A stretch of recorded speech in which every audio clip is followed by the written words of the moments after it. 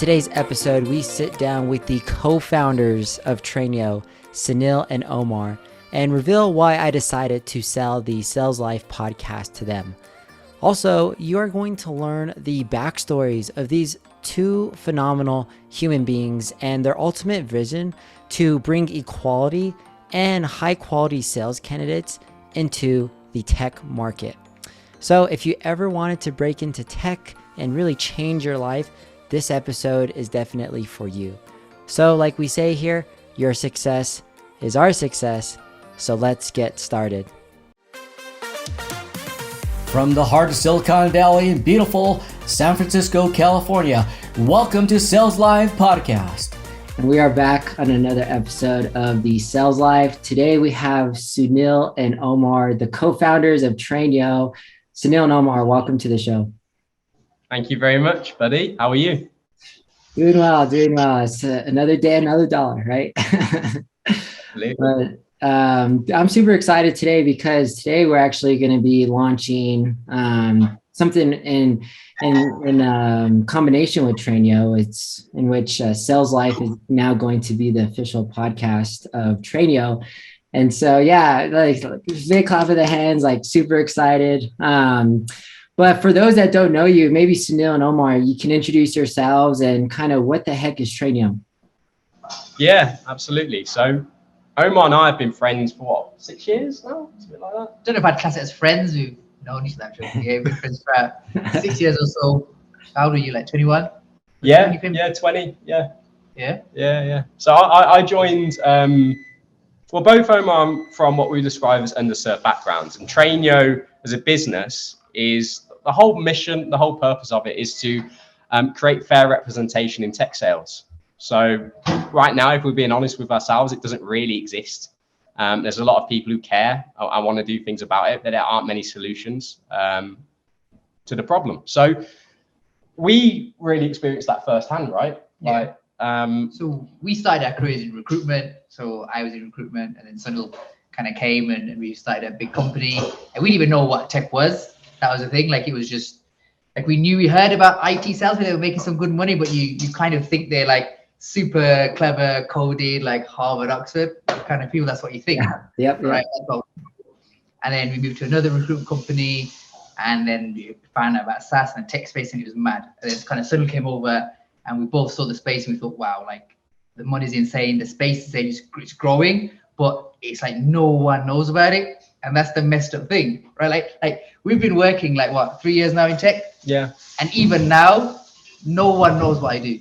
They don't know. They think you say tech, they think, oh, you're selling like Microsoft Word. From our families, from our communities, they just don't understand it. They think salespeople are sleazy. They don't know what SaaS is, right? They know what tech is as a sector. That's very sexy. That's very appealing. Yep. But it's also like this mirage in the desert that people don't know how to get access to, right? So that's where we come in. Yeah. We launched our first cohort on September 20th. There's 29 students, 85% of them are from underserved backgrounds. It's a completely free, always free program. We train these candidates over 8 weeks, and we bring in sales leaders like yourself, Marcos, like Mark Akers, who's a sales director at Refract, like John Eilert, who's a global head of sales at Cognizant, and people like that come in and teach cohort their domain expertise over 8 weeks, and we test them rigorously. We make sure that the training is being received and understood, and at the end of it we produce a cohort of candidates that are really hungry for opportunity, didn't know what was possible before they joined our program, and will pretty much do anything to be successful. Yeah, well, that's something that I'm definitely aligned to, and is why I'm really excited that we're the official podcast now for TrainYo. I do want to do some deep diving into that. There was a loaded answer, right? A lot of good nuggets in there. But just to clarify, right? Because there might be someone in the audience that okay, I heard it's, some type of 8-week program. Where is it located, right? So maybe we can just give a quick insight into that. And then I want to break down your guys' background, because today is really meant for us to get to know you guys as co-founders, right? So if you could just start off with what exactly TrainYo does in those 8 weeks, and then where is it located? Yeah, so we're starting off in the UK. We're both from England. You could probably tell by our accents. We both work the London market as SDRs. So we're starting with what we know. We have a great network in EMEA in London. Our second cohort, obviously our first one is underway. It launched last month. Our second cohort launches in November. If you're UK based, if you're looking for an English speaking role in EMEA, you can apply to that cohort. And that's how that works. As far as next year, we'll be looking to launch into Australia, into Berlin, into, other territories, what we would describe as secondary markets. So as you know, coming through SV Academy, there's a ton of boot camps in America. And we feel like there's a massive opportunity to take that concept, to refine it to the expertise we have and the knowledge we have, and bring it to what we would class as the secondary markets and grow from there. Gotcha. So it seems like, so let's just say, for example, if I was, 4 years earlier and I didn't know what sales was, I would go to your website, and then could I just apply to be a part of the cohort, or how does that work? It's exactly how it works. So you can apply through LinkedIn, through the website, and through Indeed, right? Yeah, through Indeed, you reach out to us directly, hit us up, send me an email, send an email. There's a ton of ways. Just reach out to us. We'll have a conversation. We'll put you through the assessment process, and if all goes well, we'll get you on. That's awesome. So what it seems like is, hey, if there's a call to action, if anyone's out in sales, like reach out to Sunil, reach out to Omar, or just look at TrainYo's website and get started. But, enough of that. I want to really sorry, go ahead. We're also hiring recruiters to help with that right now. So reach out to us if you know anyone good looking in that space. Awesome. Yeah. Okay. Plug for recruiters as well. So anyone getting into sales or recruitment, reach out to Sunil and Omar. This is going to be a pretty big company. But really what I think the audience is going to want to understand is kind of your guys' background, doing some deep dive, right? And, that's kind of what I fell in love with, ever since I met Sunil, is just how like-minded we are, like hungry, motivated, and then also just kind human beings, right? That want the best for each other. So I think it'd be good to break down some of your background. So let's start with like Omar, right? Just curious on how, like you mentioned, you got into recruiting, but like, what did your upbringing look like? Was it just you and your family in the UK, or how does that look? Yeah, in the UK, I was born in Bangladesh, came to the UK when I was a baby, but my upbringing was okay. Obviously, we were rich, but it was okay, just normal working class background. Kind of went to school, got good grades. I was quite good, but then when I got a bit older, kind of maybe went down a different route, decided not to go to university. And then that's when you kind of see, like, as soon as you realize you don't go to university, you get a degree, all of a sudden everything just changes. You don't have the same access to jobs. Even when I was going for job interviews, right, it was pretty much, you're getting questioned like with like real aggression, like, why did you go to university? You got good grades, like, why are you not going to university? What are you ambitious? And you're getting in the job market, you're getting that socially, as I don't know what it's like in the US, but in the UK, if you haven't got a degree, like your society is throwing you to the side. Yeah. You're nothing. Like literally, you haven't got a degree and you work in sales, you're like at the bottom of the pile.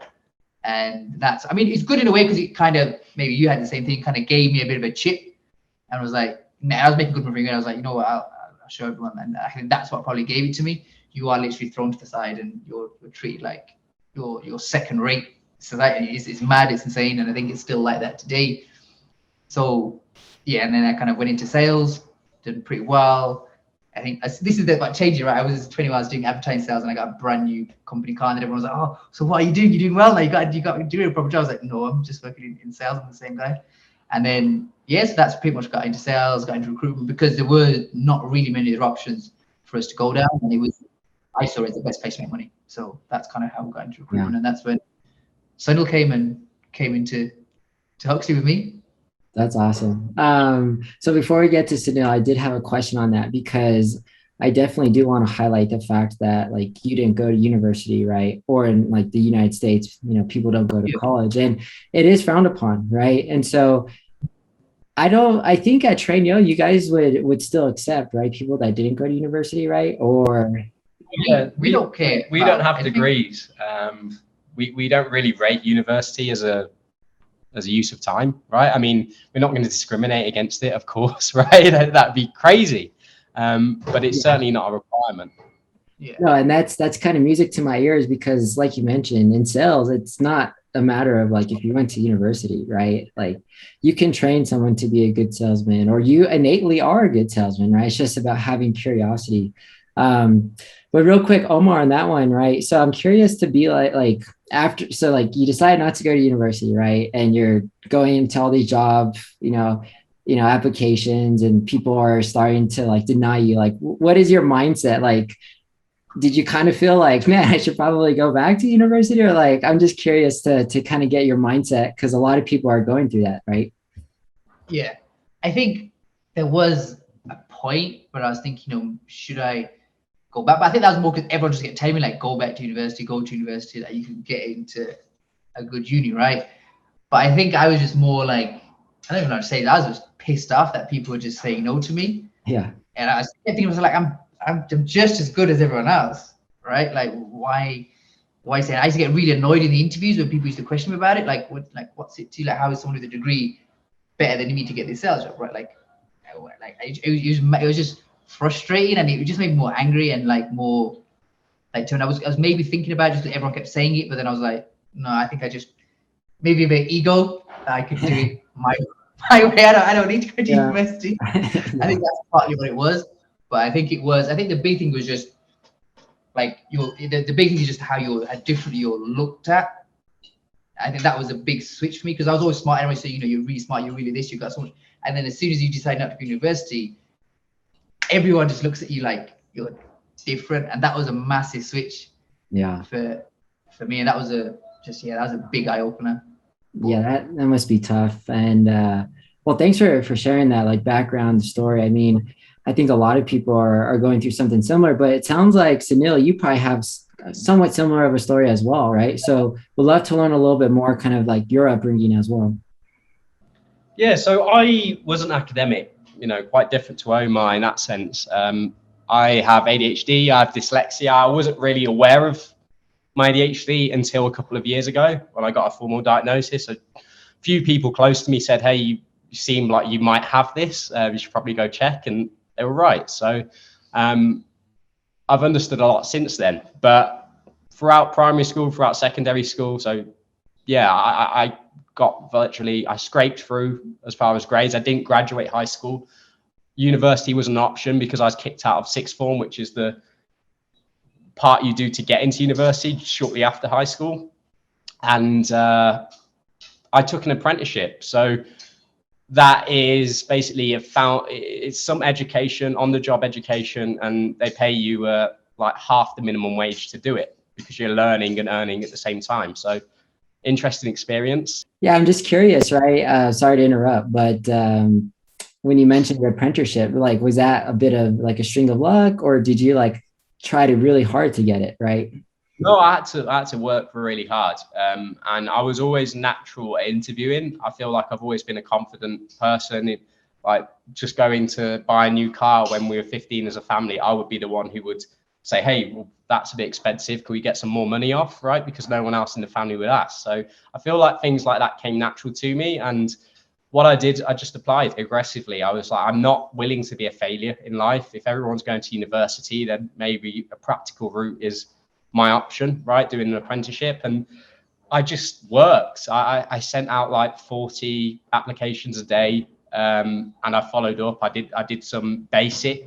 showed some basic sales ability. They weren't sales roles, but I think it helps when you're selling yourself. And I got a role in an office of 60 small S&B businesses, mainly charities and just like cleaning services, all kinds of things, right? And I was managing that office space as the apprentice. So my role was just to book the meeting rooms, to make sure everyone's ready for the conferences or whatever it was, right? It was a business administration role, and really, really boring. I hated it. I was like, well, this is so boring. But there was a lot of foot traffic that would come through the door, and there was no salesperson in the whole company. But there was a lot of inbound traffic. So I was like, well, maybe I should start talking to some of these people. Maybe I should try and sell them the office they're looking at, right? And that's what I did. And by the end of the year, I'd sold 5 offices. So I was like, well, that was I was just doing it for fun, right? I wasn't getting paid to do it.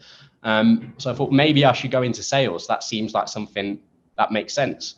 And recruitment was low hanging fruit when it comes to sales. You don't really need a degree to get into recruitment. They do discriminate against it. I found that out. But what I did was I took the 5 contracts that I'd sold and I used to throw them on the desk of the interview and say, look, this is what I did. And that's how I got the job at Huxley. So our manager, Darren Brown, little shout out, really rated that. And I joined Omar. But recruitment for me was pretty well. We were recruiting manufacturing during Brexit. So it was like the worst time to recruit that sector ever. Like Omar just had I think a record breaking quarter the month I joined. And then it went downhill, pretty much everyone after that. That's right. That's a tough. Yeah. We had a tough year. Like I did £10,000 in my first year, which is, it's nothing in the grand scheme of things. I left. I followed Omar. I left shortly after Omar did, like 3 months after, to a niche recruitment firm. Omar was recruiting sales directors, account executives, and he said, "Hey, do you want to come and build out the MarTech market for SaaS?" I think you were doing cyber and other things. Yeah. And I joined and I did MarTech, and both of us smashed it. It was like a sector that was doubling every year. We were selling to salespeople, us being salespeople. It was like a very natural, easy conversation, right? And I think I did 90 in 6 months. Omar, I think, did more than that. But the owner was pretty mental, for lack of a better word. He sacked all his 20 staff before we joined. I mean, that was a warning sign in itself. And then Omar, I think you fell out with him. We had a bit of a bust up, and I said, I'm going. And that's when that's when I thought he told me to tech. That's kind of how it all started. Yeah, and at the time I was suffering from undiagnosed Crohn's disease, and I was I should have been in hospital. It turns out, but I didn't know at the time, and I was basically shitting myself a few times a day, quite honestly. And I went to a meeting. Paint the picture. I love it. Yeah, but I was keeping the company afloat because there was no Omar left. I was the only biller left. There was a couple of resources, and it was like 1 month we had to build 20 grand, otherwise we were going under. And I built 22, so kept us afloat. That same month, I went to close the deal in London on a Thursday, and I'd already been sick 4 days that month, and I think I had the 4th day on the Wednesday, but I still went on the Thursday because I was like, well, I need to close this deal whether I'm sick or not. And actually, truth be told, shat myself in London, shat in my suit. And I was that sick. But I closed the deal. I threw my underwear away and I went home. And then I got fired for being sick the next day. Yeah. I got sacked for being sick because there was no, all I could say was I feel very sick. There was no physical other than the fact the obvious what I've said. I got sacked. I ended up in hospital for a couple of weeks getting diagnosed with Crohn's disease. And at the time I said, well, both of us, Omar had already gone to become an SDR after the fallout, and I was like, well, I want to be an SDR. But I think in that experience we were both applying for jobs, hearing nothing because we don't have degrees. We're also not the right ethnicity in some cases, so that was quite a problem applying to the top 3 recruiters in the UK, and we heard nothing. Applying directly on LinkedIn Easy Apply on the website, we heard nothing. So we started cold calling. I was cold calling from a hospital bed, and I actually rang up our current board member and advisor, Alistair Henderson, who was the enterprise sales director at Optimizely. I think you know Alistair, right? And he said, well, because he was a guy who I cold called a lot as a client, and he liked the way I picked up the phone. So I said, well, if you've got a role, I'd like it. I'm looking for an SDR role. So do you want to move out to Amsterdam? I said, do I have to speak Dutch? He said, no. So I did. And ever since it's been the story, right? We were successful as SDRs. We were globally top performing SDRs in different orgs, each three different orgs for Omar. I was in 2 different orgs. So I think that proves the fact that we were talented and we had ability, right? And we should have been given an opportunity in the first place. So I went from becoming a top performing SDR optimized lead to a failed AE services partner.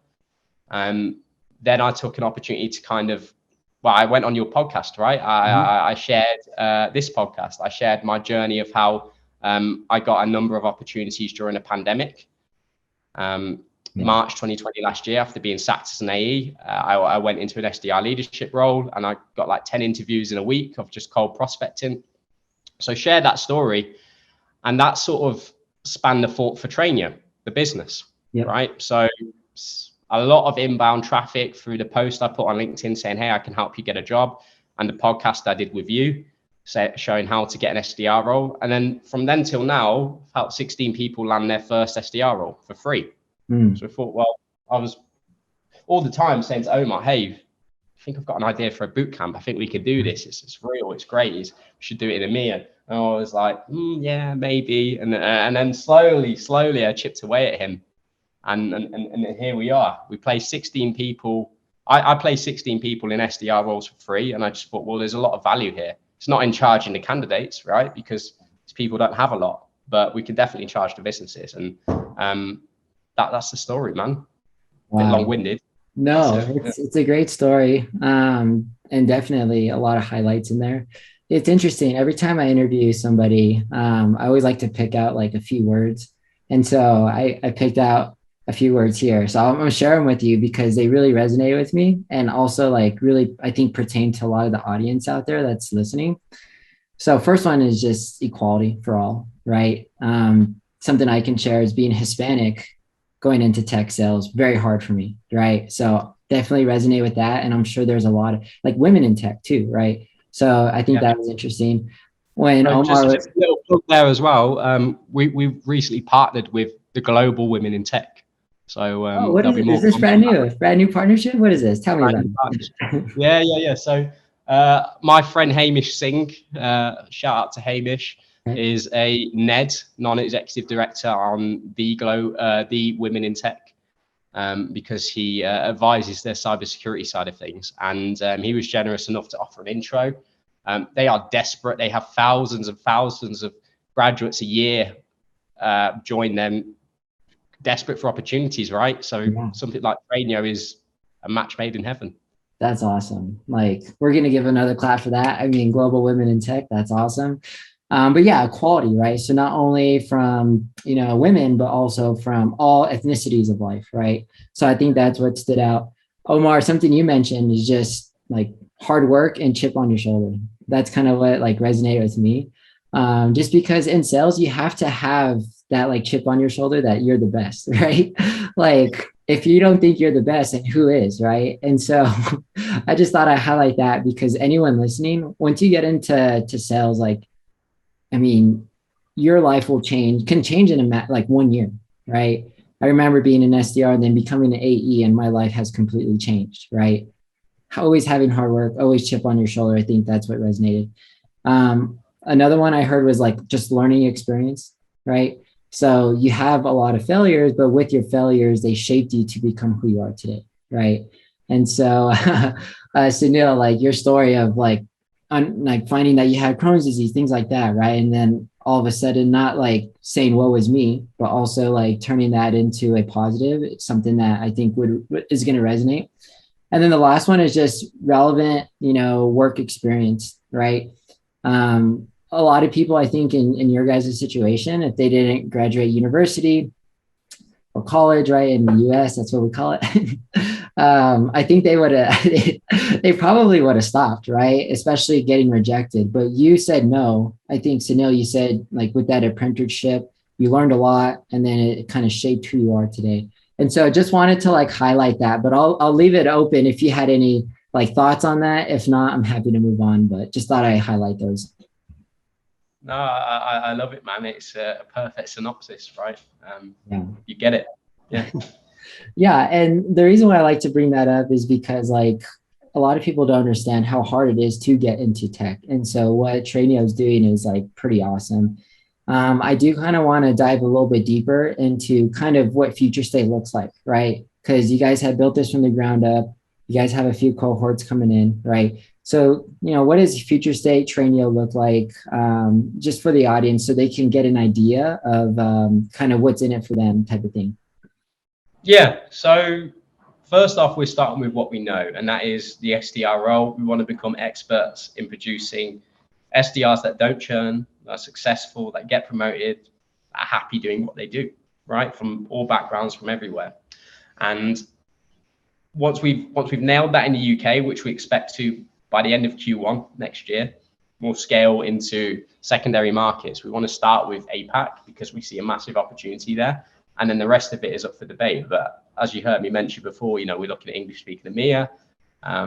As far as Israel, right? It really depends where the opportunity is. And then I think what's next after that? Well, there's plenty more roles to go after. What Omar and I have said to each other is the way that people get jobs and educate themselves, right? Why are you learning about BODMAS or complex maths algorithms at school, right? It's useless. Why aren't you learning code? So I think our grand vision is to challenge the way people educate themselves and start employment. Yeah. I think the education system in a whole, definitely in the UK, is definitely going to change in the next 5 years. And I think we're going to be at the forefront of that transformation in the educational system. I think there's some people who are waking up, and then there's been some of the big moves made in the industry. But yeah, we're going to really try and really drive that change and be at the forefront of that. In the sales industry, because we want to keep it absolutely relevant to our audience, right? We want to take inspiration from companies like Sales Hacker, when Outreach bought a media company, right? That makes a lot of sense. Putting real value into the community. I don't want to sound crazy, but we see us working with Sales Life, acquiring with Sales Life, producing content through you on a weekly basis. That is value led, right? Not an episode like this just plugging what we're doing. Real tactical advice, as you've been showing us how, right, for the past year or less, to continue in that trend. And just yesterday, I had a meeting with Rev Genius, and we're looking at putting content on their website that is produced by TrainYo. Obviously, it's not going to be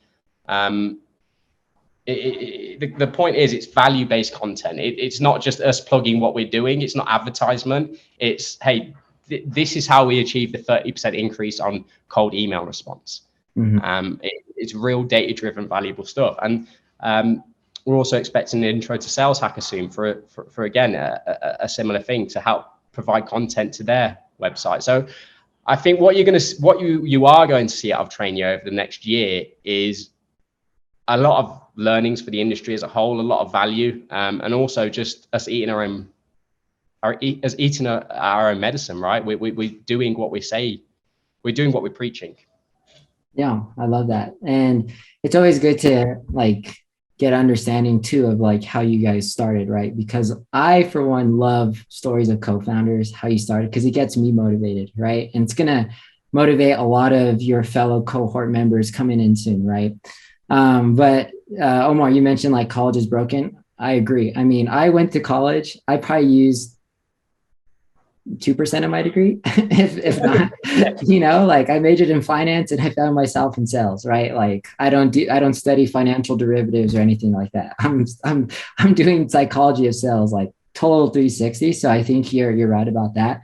And something, as we kind of wrap this up and get into some rapid fire outro questions, Sunil did mention the idea of this value, right? Being value-based. And honestly, we wouldn't have gone into partnership if that was not number one thing on our list. Every week we're going to be producing content, but it's going to be valuable. Some of them will be PowerPoint. Some of them will be showing you how to do the best cold call, the best email, right? Outreach, or having the best, negotiation on a large 7-figure enterprise deal, right? And so that's what gets me excited. It's what's going to get the audience excited. So definitely wanted to plug that out there. And then last but not least, which is just your guys' ability to listen and, to not only your cohort members, but to the outside world, and kind of figure out what that strategy is for you is something that I think makes you pretty unique.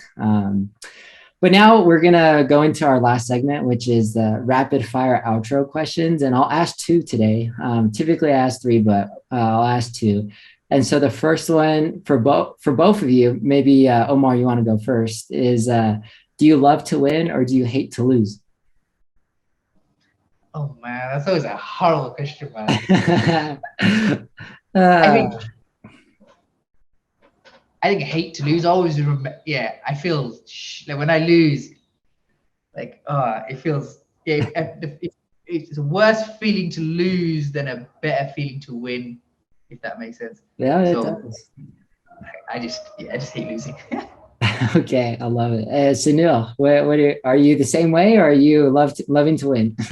I love to win, man. Yeah. I mean, I think I answered this before once, but I hate to lose to certain people, but for me, it's just about winning. It's just about winning. Yeah. Yeah. I mean, there's no right answer to that one. It's always like a toss them up. But if I had to answer my way, I would say I'd hate to lose. So I'm on Omar's side.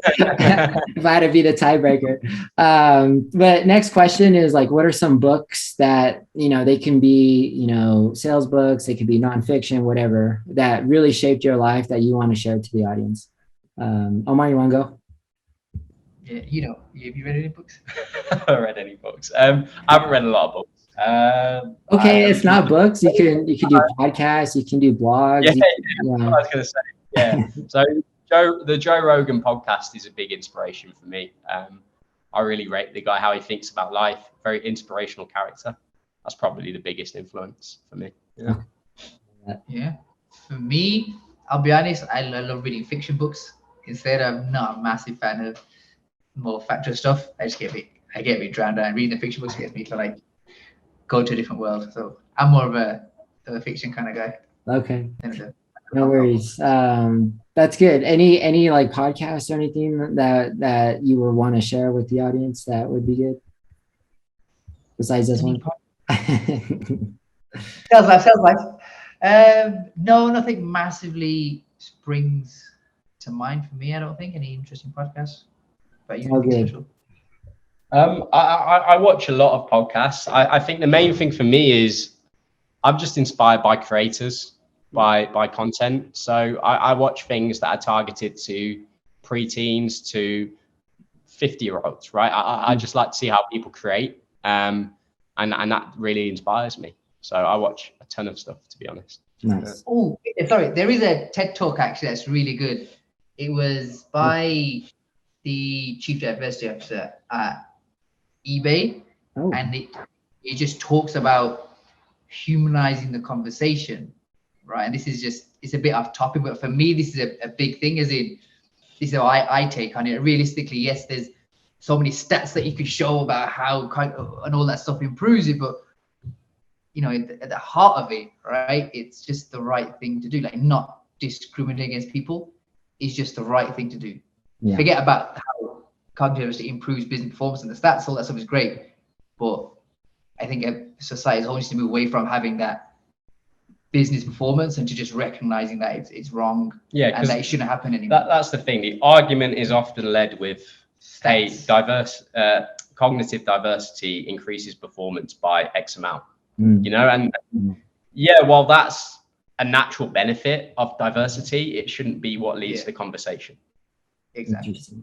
All right. Just on that point, some people, just a quick point, because everyone gets this confused when we talk about fair rep and diversity. It's not just ethnicity, it's not just gender, it's everything. Socioeconomic. It's people from different work class backgrounds, people that haven't got degrees. It can be just anyone that doesn't fit into that atypical bracket. And I think that's massively important, because everyone just assumes I'm talking about brown intake. Everyone assumes I'm talking about something, but for us, TrainYo it's about everyone that doesn't fall into that atypical bracket. And I think that's super important to get across. It's like a lot of companies will say, for example, companies I've met very recently will say, hey, we've got a diverse workforce from 80 different countries. But the thing is, yes, they may come from 80 different countries, but they're all from a certain class within those countries. They're all from well-to-do families to start off with. They all have a first degree from a top university. That's not diversity. That's just you hiring the same person in different countries. Yeah. You're absolutely right. I mean, you see job descriptions today and it's automatically like university degree or something, right? And it's just very similar story to what Omar said earlier. So, man, I'm fired up. I'm sure you guys are. I mean, yeah, I mean, you guys already have the cohorts. You got these partnerships, Global Women in Tech. Like, where can people learn more about you? Should they reach out to you specifically on LinkedIn, or should they do that through the website? How does that work? Yeah, so we've started our content strategy. We've been really busy trying to close investments, close customer deals, all kinds of stuff at the moment. But as of today, we wrote out 2 weeks of content each. Nice. So there'll be a post a day, 5 days a week, right, barring the weekends. But there'll be a post Monday to Friday on each of our LinkedIns as of tomorrow. And I think we should probably shoot an episode on that, dude, because on the first post I booked 10 meetings, and on the second post I booked like 5, and on the third one 3. So there's a lot of good learnings from that I'm figuring out as I go, which could be useful to share. Let's do it. I mean, that's why I'm so excited about this partnership. But if anyone, found this valuable, a lot of it was just more personal, but you got to really get to know these two, as they, because they're going to be huge, right? So it'd be good to just get to know Sunil and Omar as they're starting off. And if any of this resonated, reach out to them, even if you're not looking to get into sales, but you want to do content for them, or you're really excited, maybe have a nonprofit that you want to partner with or something like that. Reach out to Sunil and Omar. But gentlemen, it's been an awesome pleasure interviewing you. First of many, but appreciate your time today. Thank you very much, Marcus. See you soon. Doing? Yep. Bye-bye. Bye. Thank you for listening to Sales Live Podcast. If you like this episode, please share, comment, and subscribe. Tune in to next week for a brand new episode, and have a fantastic week. And I'd like to remind you, if you'd like to be a guest on Sales Live Podcast, please reach out to your host, Marco Cerna, on LinkedIn. Profile link is in the description.